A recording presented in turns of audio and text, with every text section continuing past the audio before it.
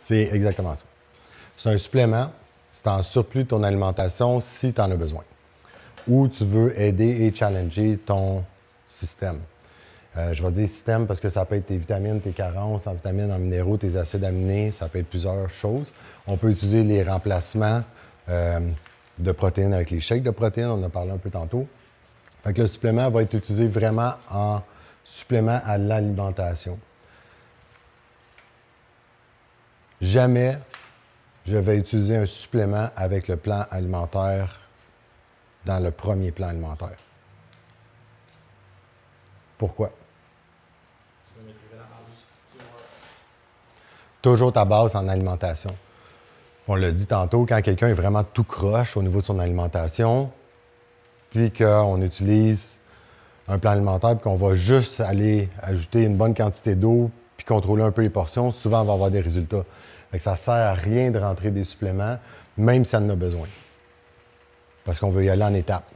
Puis si on arrive avec le client et qu'on donne plan alimentaire, supplément, entraînement, ouf, c'est une trop grosse charge de travail pour le client. Fait qu'allez-y en étapes. Le seul moment qu'on rentre des suppléments directs, c'est un athlète. Ou à moins que j'aie un client et que j'ai ses prises de sang et que je vois les carences directes. Carences en vitamine D, en B12, le fer. Là, on peut rentrer un supplément direct. Il en a besoin. Il est en carence. Fait que c'est le seul moment, mais ça va être des suppléments pour combler des carences et pas un supplément pour moduler. Donc, pas de fat burner et tout ça pour commencer. On place l'alimentation. C'est bon? Oui? Même un shake de protéines, tu le donnes pour les porcs? Non. Faut qu'ils apprennent à manger. Ah, Faut qu'ils apprennent à manger. et mettons, je ne sais pas si vous avez dit tout à l'heure, je suis en temps, mais combien de temps après un entraînement tu vas donner un shake de protéines, le temps que la digestion active après l'entraînement? S'il utilise un shake de protéines et il en a besoin, fait que ça dépend, c'est quand son repas. Fait que s'il finit son entraînement et s'en va manger, je donne pas de shake de protéines. Mettons, c'est 3 heures plus tard. Ouais, 30 minutes. En dedans de 30 minutes. Pendant 30 minutes. Ouais. S'il y a une collation plus tard. Ça va être son shake aussi, puis ça va être sa collation après. Ça va dépendre comment on a placé les repas dans la journée. Ouais. Bon. Donc, supplément. Si votre client vient vous voir, puis vous pose la question et vous le demande, vous faites quoi? C'est quoi la question? Il vous demande, est-ce qu'on prend les suppléments? Est-ce que je peux en prendre? Je veux utiliser ça, ou il y en a déjà. Vous faites quoi? Oui. Moi, s'il veut vraiment en prendre, je dirais à condition qu'il suive le plan de base. OK. Qu'il soit capable de s'alimenter comme il faut. OK. Dépend de ce qu'il porte. OK. Moi, je dis, j'ai aucun problème à ce qu'ils en prennent tant qu'ils comprennent que l'important, c'est l'habitude de vie et l'alimentation, si ça fait juste ajouter là. S'ils ont déjà, ben, si tant son bon plus. OK.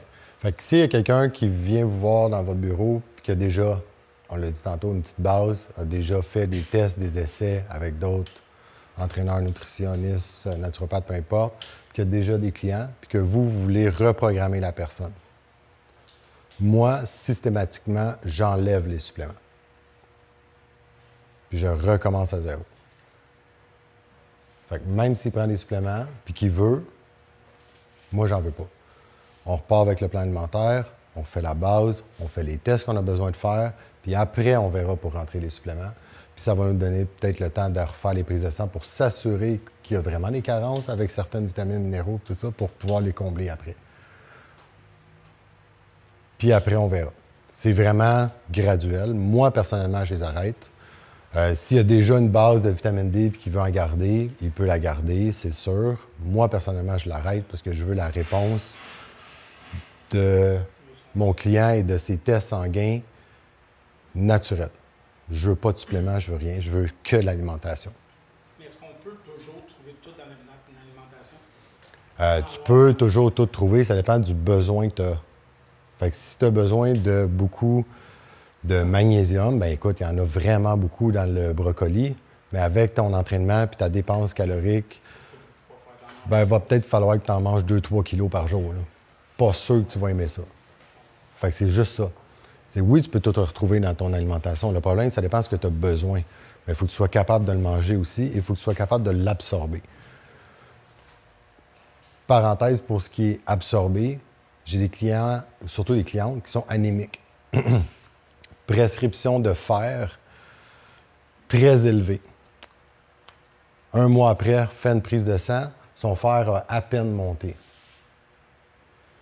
La base du problème est quoi?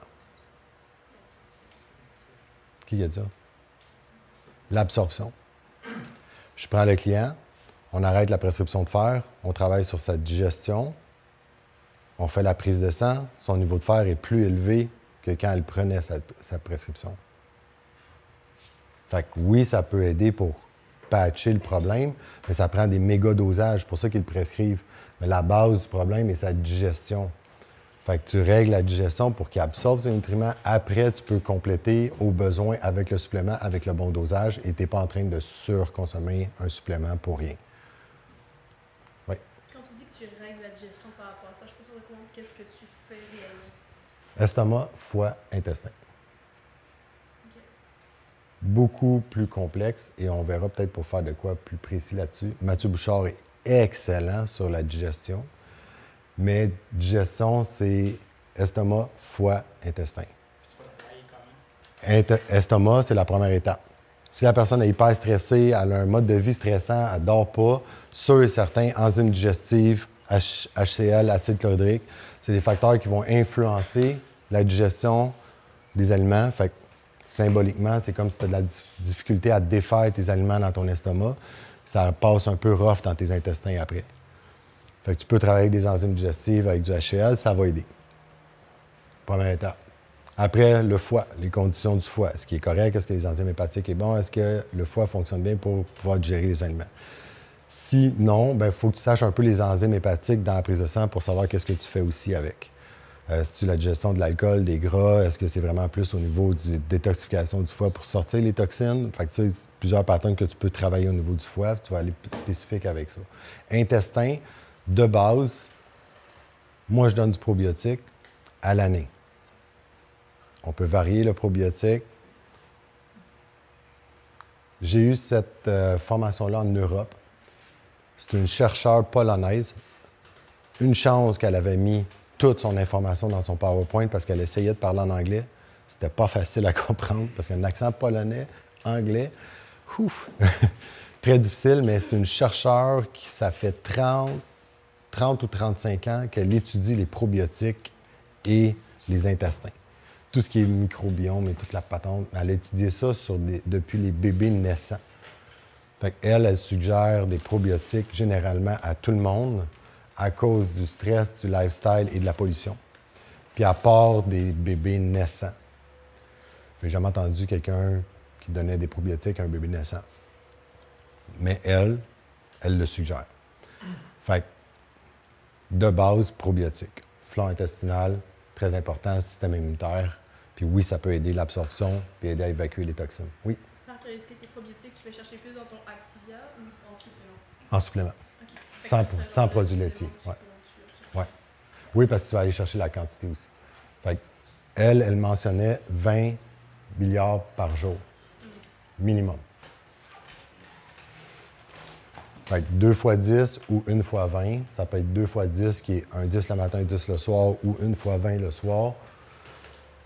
Ça peut varier parce qu'elle a déjà, ce qu'elle avait mentionné, elle avait déjà traité jusqu'à 100 milliards par jour de probiotiques. Mais dans certains cas, je pense qu'il y avait des maladies reliées, puis là, je ne me rappelle pas. Oui? Est-ce que tu connais une formation sur la digestion ou des bons livres, des bonnes recherches? Sur la digestion, il y en a plein, là, mais je pense qu'avec Michael aussi, il va en avoir, ou avec Expertise. Vous allez pouvoir regarder sur les sites pour la digestion. Là, non, en masse, Mathieu en a aussi, mais beaucoup d'informations. Je n'en ai pas précisément en tête, là, mais généralement, quand tu vois quelqu'un qui peut en donner et qui est connaissant là-dedans, go. Il y a plusieurs patterns. C'est hyper complexe, la digestion. Ça a été véhiculé, là, c'est le premier cerveau. Là. On mange 2, 3, 4, 5, 6 fois par jour. Fait que souvent, c'est par là que ça commence pour régler les problèmes ou enlever des facteurs qui peuvent vous influencer dans la perte de poids, mais l'énergie aussi, le système immunitaire. Fait qu'on veut travailler la digestion, c'est sûr et certain. Fait que probiotiques, c'est très, très important. Et après, il y a d'autres patterns aussi, puis d'autres suppléments, dont la glutamine, qui est une acide aminé extraordinaire, l'acide aminé du système immunitaire, qui est très, très, très bonne pour le système digestif. Paroi intestinale, renforcer les intestins, c'est très bon. Ça a été utilisé, il y avait une référence scientifique là-dessus, puis c'était justement avec Mathieu, je pense que j'avais parlé de ça.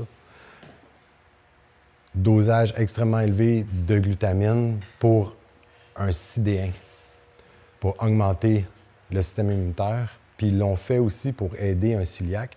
On parle de dosage de 120 grammes et plus par jour. C'est un scoop de 5 grammes habituellement qui est dedans. Je laisse faire le calcul. Ça en fait. Fait que, c'est des très gros dosages de glutamine. Mais il y a des études qui ont été faites avec ça. Fait que très, très bon, la glutamine, ça peut être très, très bien aussi avec le probiotique. Fait que c'est un bon supplément. Fait que très important, digestion. Pour Oui. le foie, tu utilises quoi? Il peut y avoir plusieurs choses. Ouais. J'aime bien utiliser justement le produit à Mathieu, qui est OptiLiver, qui est très complet. Il y en a plusieurs autres formules. Ça prend des combinaisons. Je n'utilise pas le Chardon-Marie seul. J'aime l'avoir en combinaison. Fait que c'est pour ça que c'est plus facile, les blends. Très efficace. Fait que le reste, après, c'est dans les dosages qu'on peut utiliser pour aller soit traiter ou travailler lentement sur la digestion puis aider le foie à sa fonction hépatique. Il n'y a pas de détoxification. Le corps se détoxifie par lui-même. On peut l'aider à sa fonction, mais ce n'est pas un produit qui détoxifie. C'est bon? Ça va? Good.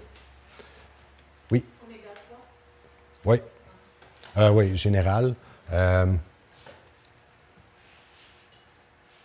Oméga 3, je dois donner mon top 5. Bon? Oméga 3, vitamine D, magnésium, multivitamine.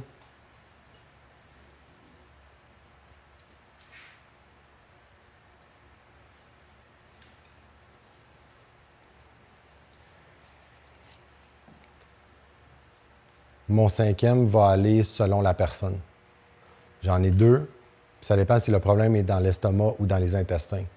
Fait que c'est soit la glutamine ou soit les enzymes digestives avec la HL.